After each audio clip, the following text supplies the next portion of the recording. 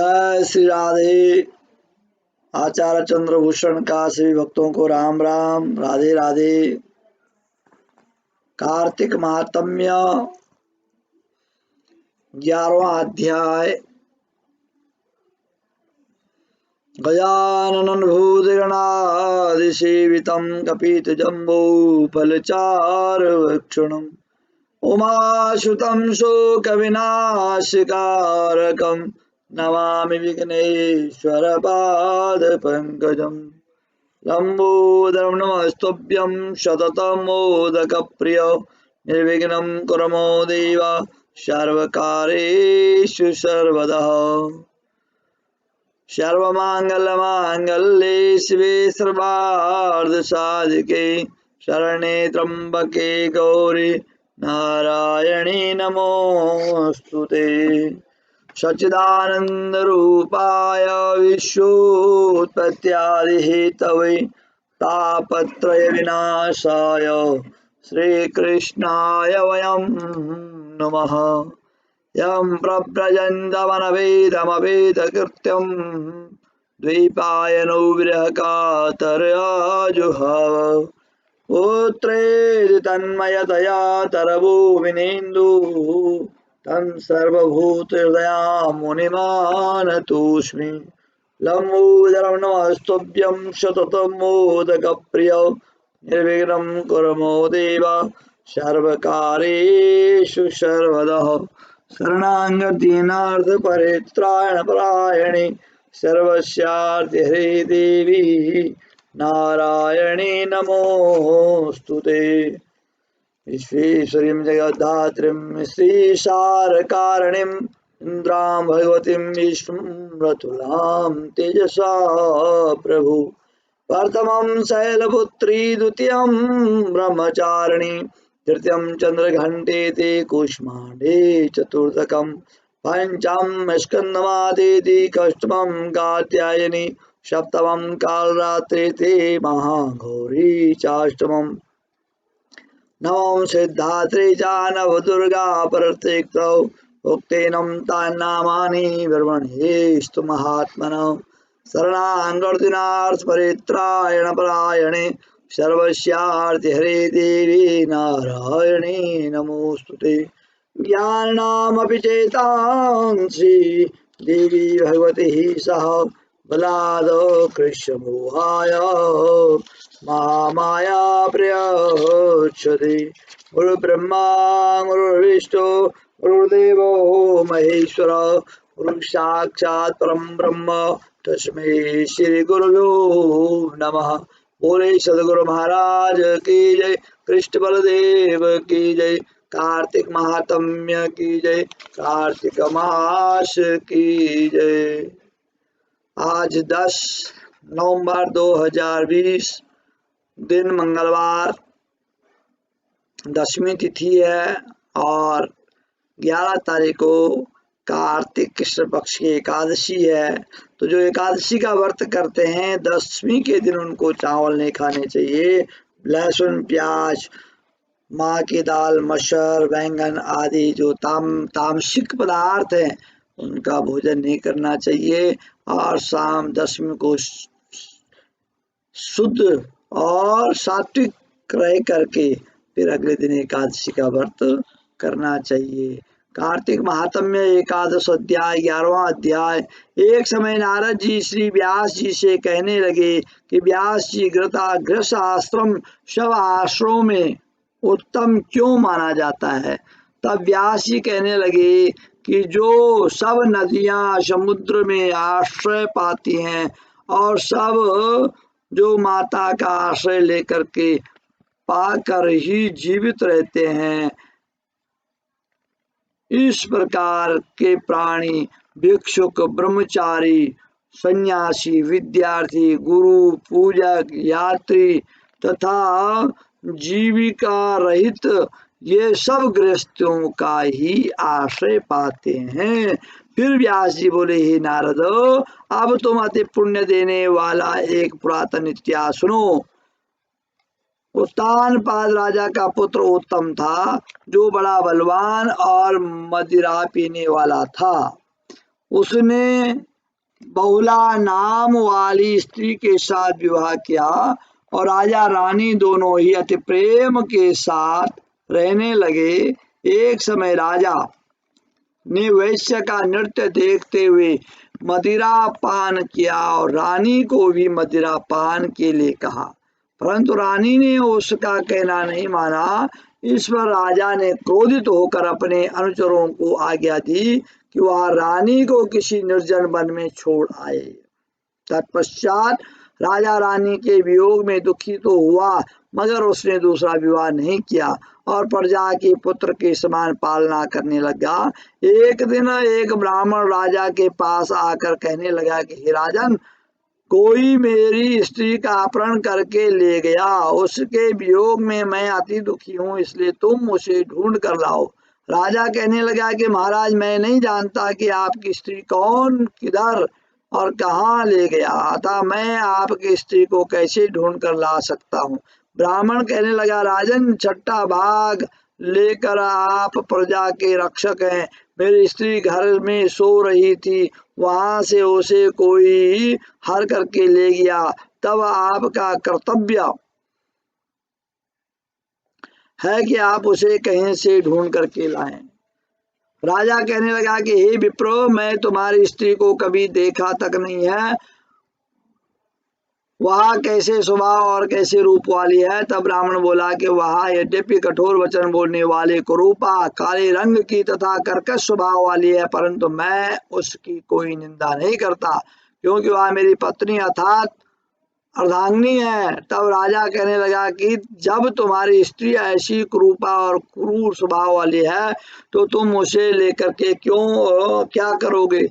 मैं अति सुंदर और कल्याणकारी दूसरी स्त्री लाकर दे सकता हूँ। ब्राह्मण कहने लगा कि हे राजन, मेरी स्त्री मेरे धर्म और कर्म की अर्धांगिनी है, उसकी रक्षा करना मेरा परम धर्म है। जो पति अपनी स्त्री की रक्षा नहीं कर सकता, उसके वर्ण संकर संतान उत्पन्न होती है और उसके पितर नरकवासी होते हैं। जो मनुष्य वैश्यगामी होता है, उसका कल्याण नहीं होता। जो मनुष्य ऋतुकाल के पश्चात अपनी स्त्री से भोग नहीं करता, उसके पितर 1 मास तक उसके रुधिर में तैरते हैं। ब्राह्मण के ऐसे वचन सुनकर राजा अपने शस्त्र लेकर रथ पर सवार हुआ और चारों ओर घूम फिर उस स्त्री को खोजने लगा। कुछ दूर जाकर उसने एक आश्रम देखा, जहाँ पर एक महान तेजस्वी ऋषि कुशा के आसन पर विराजमान थे। राजा को देखकर भी उस ऋषि ने राजा का कोई आदर सत्कार नहीं किया और बोला, मैं जानता हूँ कि तुम राजा उत्तानपाद के पुत्र हो, मगर तुम यहाँ किस कारण आए हो? राजा कहने लगा कि हे मुने, ब्राह्मण के घर से कोई उसकी स्त्री हर करके ले आया, मैं उसी की खोज में इधर उधर आया हूँ, परंतु आपने अर्घ्य आदि कुछ भी नहीं दिया और ना ही किसी प्रकार का सत्कार किया, इसका क्या कारण है? ऋषि ने उत्तर दिया, राजन, तुम अर्घ्य योग्य होते हुए भी इस समय उसके पात्र नहीं हो, क्योंकि तुमने अपनी निरपराध स्त्री को वन में त्याग दिया है।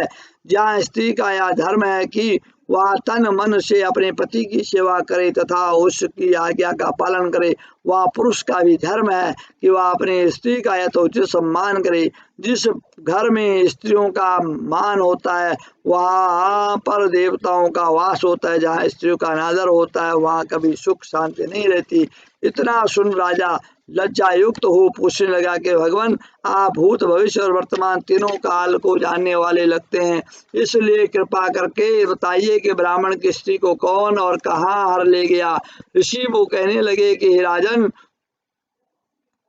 अदिति का पुत्र बलाक नामक राक्षस उस ब्राह्मणी को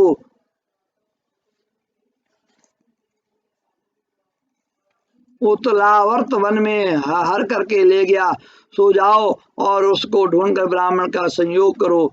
राजा ने मुनि को प्रणाम किया और अपने रथ पर सवार होकर के मुनि के बताए हुए मार्ग पर जाकर उत्पलावन वन में जा पहुंचा। वहां जाकर देखा कि एक स्त्री बिल फल खा रही है। जैसे ब्राह्मण ने बताया था वैसा ही उसका रंग रूप देखकर राजा ने उसे पहचान लिया और कहा कि कल्याणी, तुम कौन हो और इस वन में कैसे आई हो? ब्राह्मणी बोली, मैं अति रात्र ब्राह्मण की पुत्री और विलास पुत्र की स्त्री हूँ।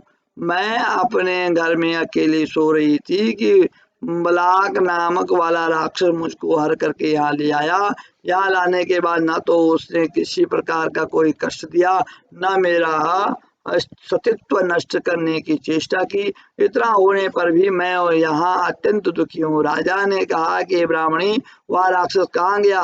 मुझको तुम्हारे पति ने ढूंढने के लिए भेजा है। ब्राह्मणी ने कहा कि वह इस वन में अमुक स्थान में गया।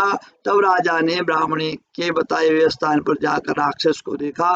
राजा को देखकर वह राक्षस उसके पैरों पर गिर पड़ा और कहने लगा कि राजन, मुझे क्या आ गया है? राजा ने कहा कि ये निशाचर, तू इस ब्राह्मणी को क्यों लाया है? राक्षस कहने लगा कि राजन, जो हुआ सो हुआ। अब आप मुझे जो भी आज्ञा देंगे मैं प्रसन्नता पूर्वक इसका पालन करूंगा। तब राजा ने कहा कि हे निशाचर, यदि तू इस स्त्री के साथ विवाह करना चाहता है तो देख, यह अत्यंत कुरूपा है। यदि खाने का इरादा है तो ऐसा का। राक्षस कहने लगा कि राजन, मेरे घर में अनेक अप्सराएं हैं, उनको छोड़ मैंने कभी किसी के साथ भोग की इच्छा नहीं की। मैं मांस भी नहीं खाता, मैं तो केवल पूर्व जन्म के पापों का प्रायश्चित कर रहा हूँ। इस पर ब्राह्मणी का पति राक्षसों को मारने का मंत्र जानता है, अतएव जब हम यज्ञ का अन्न ग्रहण करने के लिए जाते हैं तो वह हमको वहां से भगा देता है, क्योंकि सब यज्ञों का वही आचार्य बनता है। इसी कारण उस ब्राह्मण को दुखी करने के लिए मैंने उसकी स्त्री को हरलाया हूँ, क्योंकि बिना स्त्री के पुरुष कर्म कार्यकारी नहीं होता। यह सुनकर राजा ने विचार किया कि यह राक्षस भी हमारी ही निंदा करता है। मुनि ने भी हमको अर्घ्य योग्य नहीं समझा। राजा अपने मन में ऐसा विचार कर ही रहा था कि राक्षस कहने लगा कि राजन, मैं आपकी प्रत्येक आज्ञा का पालन करूंगा। इतना वह हाथ जोड़कर खड़ा हो गया। राजा ने कहा कि हे निशाचर, तुम इस ब्राह्मणी को उसके घर छोड़ आओ और जब हम याद करें तब हमारे पास आ जाना। राक्षस की आज्ञा पाते वह राक्षस ब्राह्मणी को उसके घर छोड़ने चला गया। तब राजा सोचने लगा कि मैंने अपनी निर्दोष स्त्री को घर से निकाल दिया, अब ऐसा कौन सा पुण्य कर्म करूं जिससे यह पाप दूर हो जाए। राजा पुनः उसी मुनि के पास गया और उसने अपना कर्तव्य पूछा। मुनि ने कहा, हे राजन, पुरुष के लिए स्त्री धर्म, अर्थ, काम और मोक्ष सभी कुछ देने वाली है। स्त्री के बिना पुरुष को इस लोक में तथा प्रलोक में कहीं भी सुख नहीं मिलता। स्त्री चाहे कैसी खोटी स्वभाव वाली, मूर्ख, कुरूपा, रोगी, दरिद्री क्यों न हो, पुरुष को उसका सम्मान करना चाहिए।